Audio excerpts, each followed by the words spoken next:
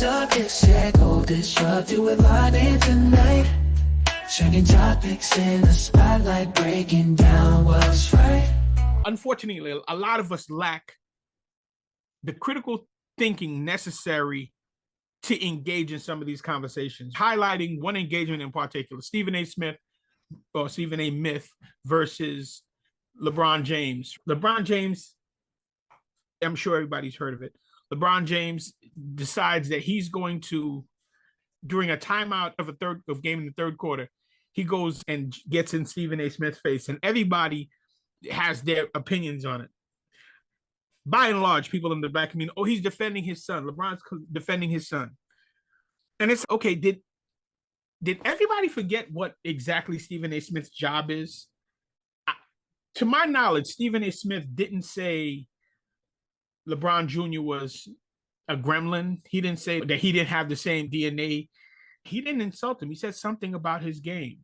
We've now gotten to the point where we lack the critical thought to be able to just look at these things for what they are. At the end of the day, LeBron James came up to a dude during his game and essentially got in his face. There's certain sports ball people, using your term, sports ball people, who said LeBron James knew who to do that with.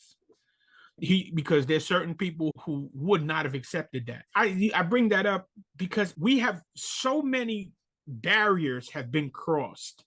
Certain things that just used to be in place, there's protocol. We used to know how to behave ourselves. We knew how to carry ourselves in public. LeBron James was the same dude that was, for a game he wasn't playing in, he's on the sideline with a flask of wine, drinking wine on the sideline. This dude has been such a net negative on sports, right?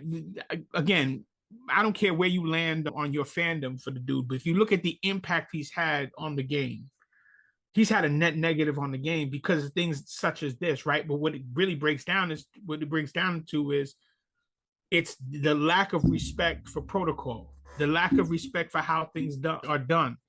And even as it relates to this Stephen A. Smith thing, this dude got me defending Stephen A. Smith. I can't stand that joker, right?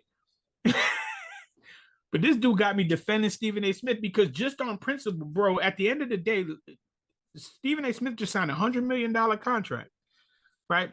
To do exactly what he does. You telling this dude not to do his job because this is your son. Bro, why'd you tip the scales in order for your son to become a professional athlete if you didn't expect for people to be critical of him, good or bad? My 2 cents. It felt like 3 cents. You can have 1 cent of mine because I don't have nothing on that. I just saw the interaction. I saw what Stephen A. said, and I was like, all right. And by the way, here's the other side of this. Without a Stephen A. Smith, LeBron James's career is severely questionable because Stephen A. Smith carried his water on so many occasions. Stephen A. Smith did him so many favors. I'll give you an example. One example, and I don't expect you to know this. They just got swept by Golden State Warriors, right? This is a few years back. I don't remember what year it was.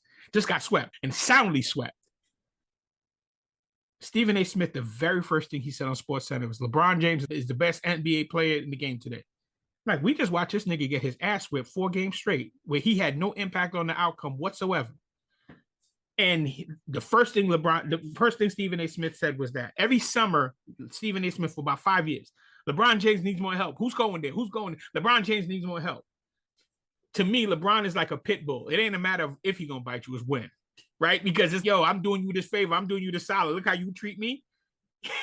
But again, this is where we are in today's environment. And tying this up, I say LeBron James's fans and Trump supporters are the same. They all lack critical thought. They all lack the ability to see the big picture, and they will ride or die with their dude no matter what. Do you think that the people that are speaking out on this in support of LeBron is looking at it just strictly as a father and his son and not looking at the game aspect of it, but the optics of it, meaning that it's someone that's protecting their son, especially when, the stereotype of Black men and their kids. Mm-hmm. But here's the problem. Stephen A. Smith ain't talking about Bryce James, who's LeBron James' younger son, because he ain't in the national spotlight. He ain't playing basketball. Bryce James didn't get drafted by the Lakers at the 55th pick and get a guaranteed $8 million contract, which breaks all kinds of precedents. LeBron put his son on Front Street. Things are not going as expected. And what the question now becomes, what's supposed to happen now? So when you say I'm looking at him as a father, okay, this is to me where the critical thought comes in. What's supposed to happen now? If this kid isn't good. He's not an NBA player by all measures. By everyone watching, he's not an NBA player. But he's treated like an NBA player. Okay, what are we supposed to do as the media, as the onlookers? What are we supposed to do? So whether you're protecting him as a father, you should have protected him as a father when you said, okay, this dude ain't ready. He ain't ready for Showtime. Mm-hmm. And it is what it is. But either way. Yeah, no, interesting topic for sure. It's always good to catch up. Make sure you like, share, subscribe, do all of the things. Check us out on socials as well. We are in these streets, as my friend says. Check us out. Until the next episode. We'll talk to you later. Bye. Yep.